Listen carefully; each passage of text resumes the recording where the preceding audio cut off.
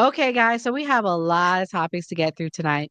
So we're gonna like play clips of Dr. Umar's interview that he had, and it has to do with the future of our country, because he loves to talk about things. K. Dot, are you familiar with Dr. Umar? Unfortunately, yes, I What's your know who. thoughts on him? You don't like Myron Gaines, so I can only imagine how you feel about him. Dr. Umar, he has great ideas, but the terrible people can have great ideas all the time, and I can't support someone who subscribes to open hatred for, not I wouldn't say hatred, but open dislike and open disrespect for certain groups and ideas of people on this planet who also are African American. So for him to be select about the type of African Americans he would support, I cannot support him. So, K. Dot, are you familiar with the whole FBA thing? I've talked to them, foundational Black Americans. Yes, have had some conversations with individuals of that group. Yeah. And what's your thoughts on it? Again, decent ideals. It's just when they start playing identity politics amongst Hmm. certain, like I said, certain groups within the Black community who identify differently than, let's say, I don't want to get too far into it, but to say they identify other than like heterosexual, then they start to splinter off different groups. And me personally, as a person who is for as a I'm a biracial person, and I grew up in a Black neighborhood and Black family, raised by Hmm. my father, my grandmother, my mom, who's my mom's white, but she's always been in my life. Um, but I was raised on by all the Black people in my family, so that's where my roots are. So as someone who grew up with that, in the idea that I put my community first, the people around me first, the people who look like me first. I grew up with the understanding that you know uh, gay, straight, trans, non-binary, dark, black, whatever, darker, blacker, whatever. Black is black because that's the way white America sees you.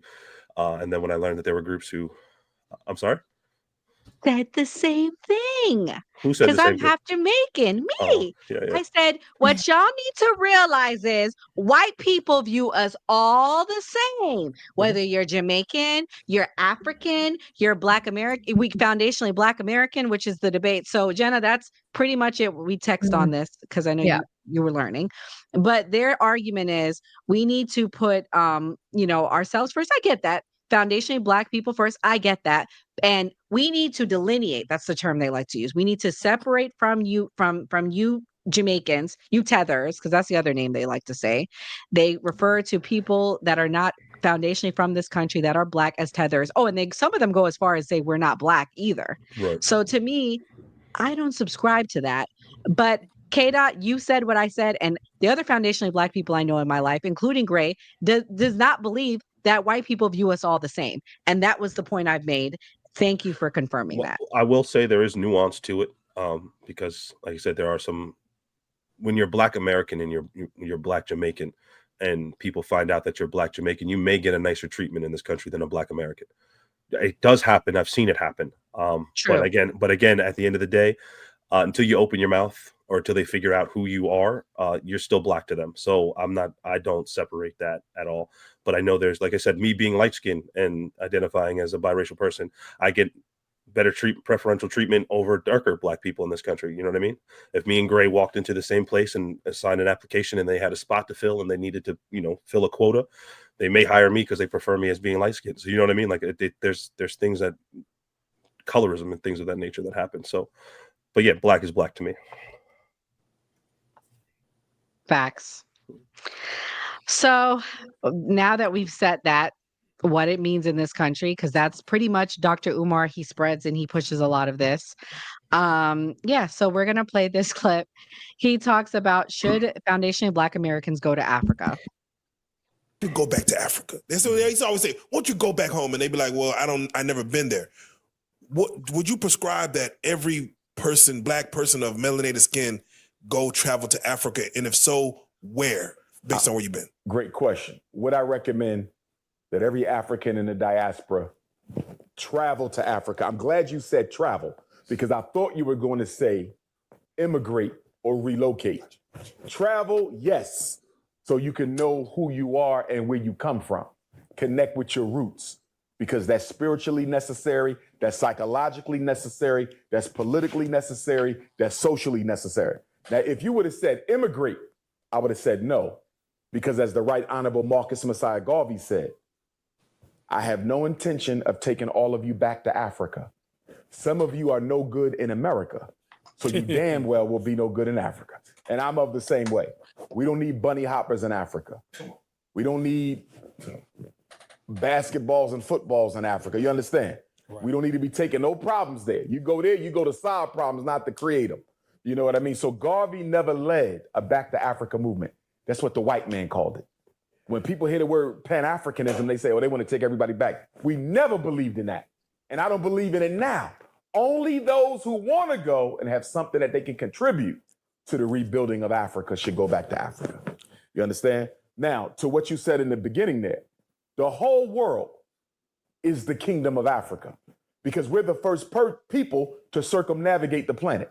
We're the first Europeans. We're the first Asians. We're the first Americans. We're the first everything. We was on every continent before anybody else ever evolved. If you dig long enough, you're going to find black folks everywhere in the beginning. So the whole world is the kingdom of Africa, but the continent is the royal palace. Gray, what's your thoughts on that clip as someone who's foundationally Black American? I like luxury. I'm not going to Africa. I mean, I gotta go to Eddie V's. I gotta hit Texas Day, Brazil. I can't rock with that. But I don't know what Dr. Umar, the point he's trying to make. To me, like I'm on the more, hey, I don't relate to Africa. You know, I've been in America. I'm from America. So, I mean, of course, I'm a history buff, so I like the history of it. But I don't subscribe to what he's saying at all, no. K-Dot, do you I mean, clearly you don't, but do you subscribe to that? No, I don't think black people should just start going back to Africa. It's not their culture. It's not their home. It's not their way. Like you'd spend years trying to adapt to a different lifestyle that you know nothing about. You know what I mean? I mean, is it cool to go there, travel, take in the culture? Sure, of course you should go there. But we're here. We were brought here. My ancestors fought and strived for freedom here, and I still need to finish what they started here. So no, I'm not of going back to Africa. I don't know what that's about.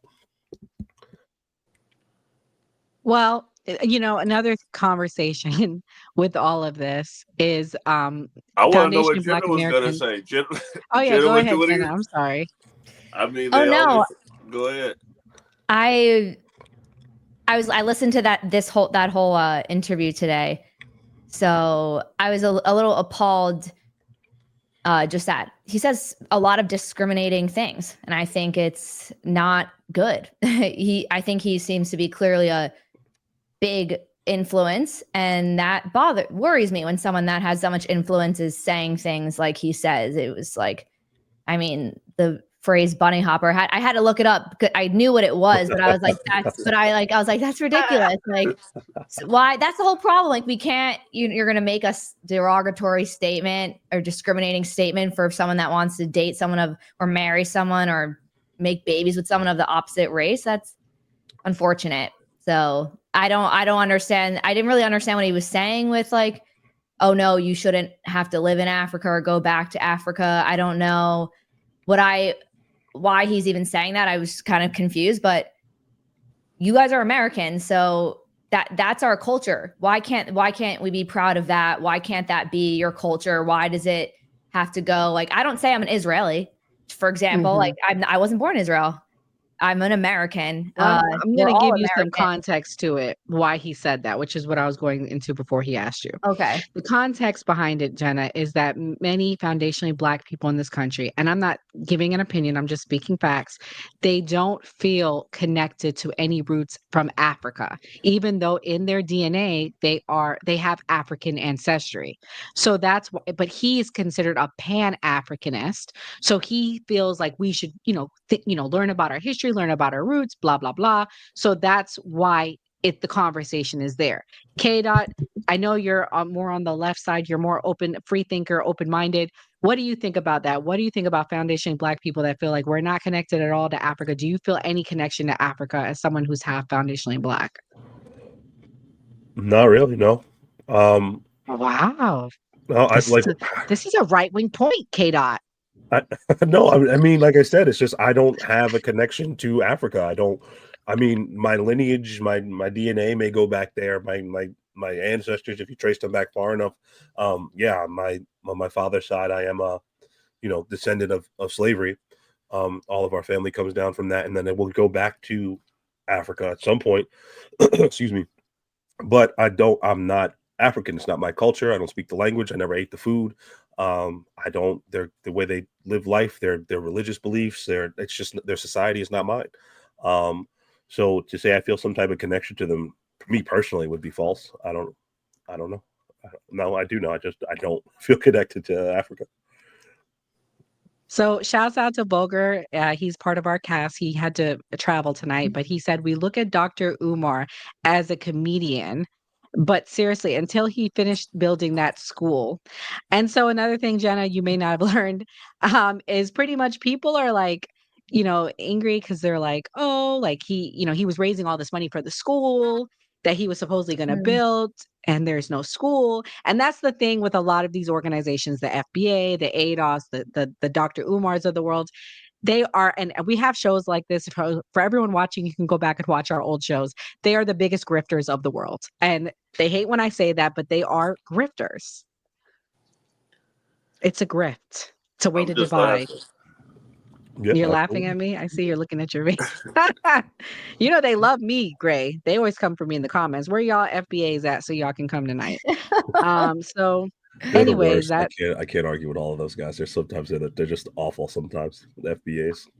Yes. Yeah. Oh, another thing that's Jenna. So the reason why he talks about the bunny hoppers, let me give you background on that too. Yeah. There are Black commentators, Tommy Robinson, Myron Gaines, who talk down on Black women. Okay.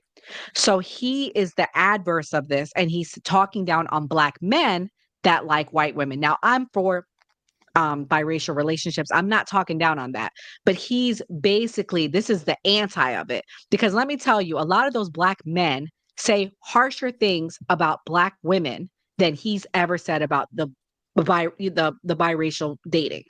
Like, it's just, I mean, K-Dot, you follow Myron. What's your thoughts on him saying the things he says about Black women? Oh, he's just a trash individual. He wants the engagement. Whenever you hit that low, watch Myron's fall from his fresh and fit days when he first started, when he was just shitting on all women, all the way down. And when you get to that low tier, that rung where you've been demonetized, it's now you got to be racist. You got to talk about the people who will engage with you. You got to talk about those things that just set people on fire, so to speak. And talk about Black women, because then everybody will engage with you, or the whites, especially on X, the white people, the alt-right, not just the whites, but anyone who's alt-right will join in and tell you Black women are terrible. So it's garbage. That's what Myron Gaines is. Yeah, I agree. He's a clown. Yeah. He's a clown. Yeah, no. And I want to be clear. I love FBA. I don't want anyone to think that I don't. I'm not saying that. What I'm saying is just that cultish mindset I don't like. That's, to be clear, what I don't like. Before you go it's not the FBA.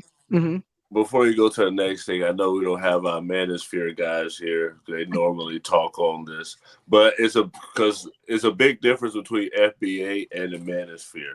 So we got two guys, Slim and Vogel here. Jenna knows, they normally say the wild stuff, but what they say is that Black girls are ghetto, that they talk trash, that they hood, all the stereotypical things about Black girls. That's like the Manosphere, and then the FBA is like the foundational Black American stuff. Oh, yeah. It's bad to say these claims towards, it's any group. If you keep telling any group of people that they are XYZ, you say it long enough, you repeat it long enough, this teacher say it, authorities say it, friends say it. I mean, people become those things. I don't know. I'm not saying that they are, but this is the problem: is you on any group of people, you beat them down enough, And it's like, what else? How can you expect them to flourish? For sure. Exactly. Well, they also say they think they can say whatever they want because they said black people cannot be racist. That's the other thing that they like to say. We can say whatever because we can't be racist. K dot, can black people be racist? As someone that's biracial, what's your thoughts? In the verbal sense, yes. In the power sense, no. No, Just- I agree. Yeah. Whoa, can you explain? I just want to. What do you mean? Systemically, I can't. You can never be systemic. Black people could never be systemically racist in like America. I could never turn the justice system against white people the way they turn it against black people.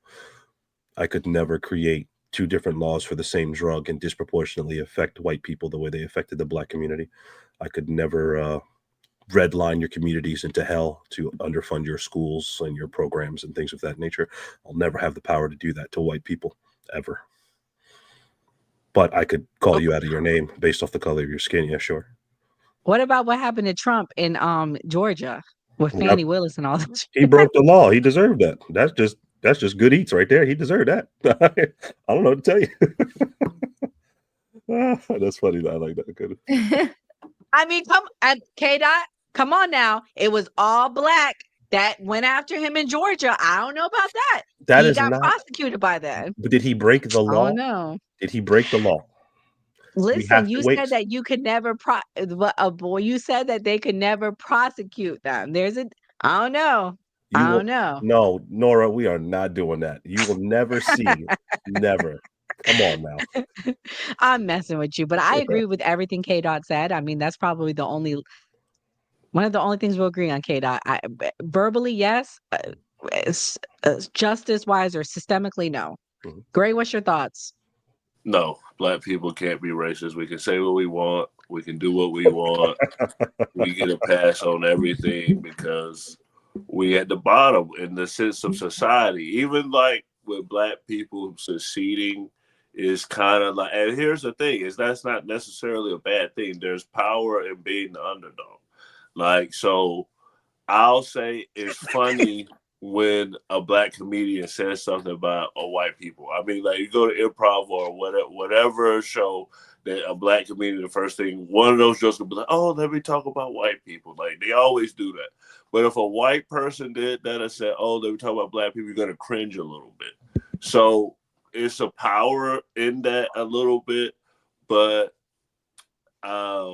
we get away with it because of situations in America. Yeah, he's got a point. Wow. He's got a point. Oh Lord. And you learned a lot tonight, huh, Jenna? Yeah, I mean, I've heard this argument many times. I agree with the justice system. It's especially, that's actually another thing I've been really deep diving into. It's awful. But no, I definitely think black people can, or any race could be racist. I think any race could be racist. You say the thing you're not supposed to say, I think, or you hurt the person you're not supposed to hurt because of the color of their skin or their religion or whatever it is. Yeah, I think anyone could be racist. So going to our predictions before I move on to the next clip, do we think race relations in this country is going to get worse or better under Trump? Jenna, I'll let you go first and then I'll have the left side go. You said race relations? Yeah, race relations. Is it going to get better under Trump or is it going to get worse the next 4 years? What are the next 4 years going to be like? I mean, because MAGA was very unhappy the last 4 years because Trump lost. Listen, Kata, I'm fair, right? I'm fair. Give me that. Is it going to get better or worse? I hope it would get better, but I don't think so. I'm genuinely so locked into this terrorist issue that I think it's gonna just create, all this is creating more of a divide because what is terrorism? It's mass racism, right? In a way, mass discrimination, hating a country or a group of people so much you want to completely get rid of them. And I think both sides, especially because Trump just won, there was like a weird silence from the left for a while. Like no one was really like saying anything, but now it's like, oh no. We're not going to be stomped all over. And they feel a type of way. not saying they're not valid, but they feel a type of way. And I think everyone's looking for also Trump to be wrong. Like just with, I mean, MAGA, there was like a civil war with MAGA the other day, right? With the whole H-1B visas. And now everyone, so, you know, they're trying to reveal a crack. And when they do, they're going to keep hammering in that until there's a split. So true. That's what I think. Gray, Sure. what's your thoughts?